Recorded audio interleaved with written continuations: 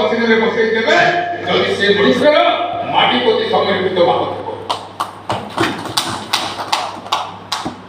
ମୁଁ ତାଙ୍କୁ କହିଲି ଦେଖ ସାର୍ କିଛି ସମୟ ବସନ୍ତୁ। ସେତିକିବେଳେ ଜଣେ ଲୋକ ପଚାରିଲେ ସତ କଥା ମୋ ଘରେ ଗୋଟେ ଏମପି ଅଛି ଆଜ୍ଞା, ତା ନାମ ବିଭୂତରେ ଜଣେ ଏମପି ଅଛନ୍ତି ଜଗତସିଂହପୁର, ସେ ମୋ ନିଜ ପୁତ୍ର ମୁଁ ତା ଦାଦି।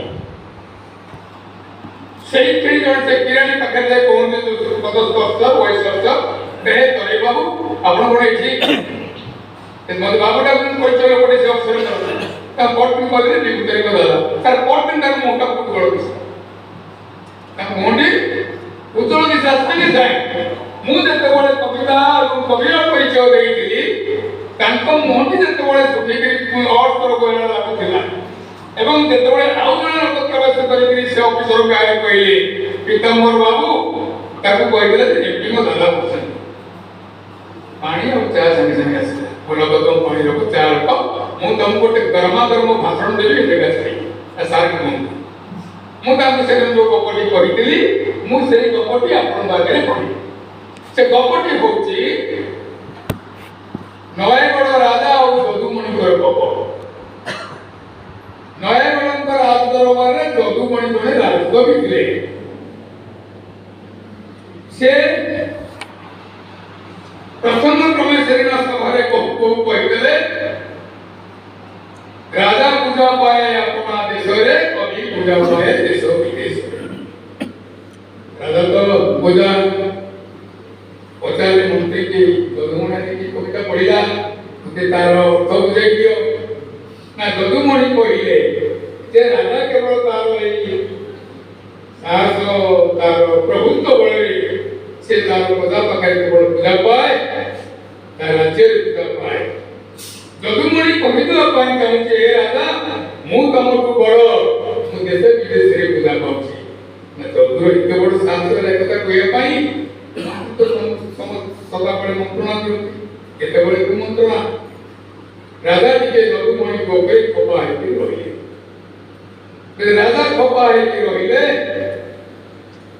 ସେତେବେଳକୁ ଯଦୁମଣି ଗୋଟେ ନିଷ୍କର ଜମି ପାଇଁ ନୟାଗଡ଼ ରାଜାଙ୍କୁ ଗୋଟେ ଦରଖାସ୍ତ କରିଥିଲେ। ସେତେବେଳକୁ ନିଷ୍କର ଜମିଟା ମିଳିଗଲାଣି ଦୀର୍ଘ ଦିନ ପରେ। ଯଦୁମଣି ସଭାକୁ ଯାଆନ୍ତି ବସନ୍ତି। ରଜା କିନ୍ତୁ ଯଦୁମଣି ମୁହଁକୁ ଚାହାନ୍ତି ନାହିଁ। ରଜା ଚାହାନ୍ତି ନାହିଁ। ଯଦୁମଣି ତାଙ୍କ ମନକୁ ଲଗେଇ ଦିନେ ସେ ଜମି ନିଷ୍କର ଜମିଟା ମିଳିଲା ପରେ ଆପଣ ସମସ୍ତେ ଜାଣନ୍ତି ସେ କବିତାର ପଦ୍ୟ ମନ ଥିବ। ରାଜା ହାତରେ ହରସେ ପାଉ ପାଉ ଗଲା ବରସେ ହେମନ୍ତ ଭୂମି ଚାକୁକା ବଳିଲେ ଉଠେଇ ନାହିଁ।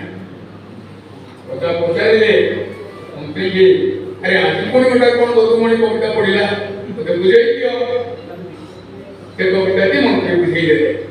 ଯଦୁ କହୁଛି ଯେ ଆମେ ତାକୁ ଯୋଉ ଜମି ଦଉଛୁ ସେଥିରେ ଚାକୁଣ୍ଡା ବଳିଲେ ଉଠେଇ ନାହିଁ। ରଜା ପ୍ରକୃତରେ ତାଙ୍କର ଅପୋଜିଟ ଥିଲେ। ସେଇଠି ମନ୍ତ୍ରୀ ତାଙ୍କ କାନରେ ଟିକେ କୁମନ୍ତ୍ରଣା କରିଦେଲେ। ଆଜ୍ଞା ଚାକୁଣ୍ଡା ସିନା ସିଟି ପଡେନି ଆପଣଙ୍କ ଅପୋଜିଟ ସେଥିରେ ଆପଣଙ୍କୁ ଟିକେ ଚେଞ୍ଜ ମାରିଛି। ରଜା ବିରକ୍ତ ହେଲେ ନାହିଁ। ରଜା ବିରକ୍ତ ହେଇଗଲେ ଯଦୁମଣିକି ରାଜସଭାରୁ ବିଦାୟ କରିଦେଲେ। ଯଦୁମଣିକି ରାଜସଭାରୁ ବିଦାୟ କରିଦେଲେ। ଯଦୁମଣି ହଉଛି ସ୍ୱାଭିମାନ ପୁରୁଷ। ସବୁ କବି ଲେଖକ ମାନ ଭିତରେ ଗୋଟେ ସ୍ୱାଭିମାନର ମହାଦ୍ରୁମ ସେ ଛାତିରେ ଉଠିଥାଏ ଆକାଶକୁ। ଯଦୁମଣି ମୁଣ୍ଡରେ ଗାମୁଛା ଭିଡ଼ି ଚାଲି ଆସିଲେ। 3-4 ବର୍ଷ ଚାଲିଗଲା। ମତେ ଯେତେ ବୁଝେଇଲା ବୁଝେଇଲି ତମେ ଏମିତିଆ ଗୋଟେ ଅପଣା ଲୋକ ତମେ ତମ କାହା ପାଖରେ ରହିବନି କାହା ପାଖରେ ବସିବନି ଆଜି ତାକୁ ଖେଚିବ ସେ ରଜା ଲୋକ ତମେ ତା ରାଜକବି ତମେ କାହିଁକି ସବୁ ଏ କଥା ବାହାରୁଛ। ଯଦୁମଣି କହିଲେ ଆରେ କିଛି ଲୋକ ବଞ୍ଚିଥିବା ଭିତରେ ମରନ୍ତି କିଛି ଲୋକ ମରିବା ପରେ ବଞ୍ଚନ୍ତି କିଛି ଲୋକ ଖାଇବା ପାଇଁ ବଞ୍ଚନ୍ତି କିଛି ଲୋକ ବଞ୍ଚନ୍ତି ଖାଇବା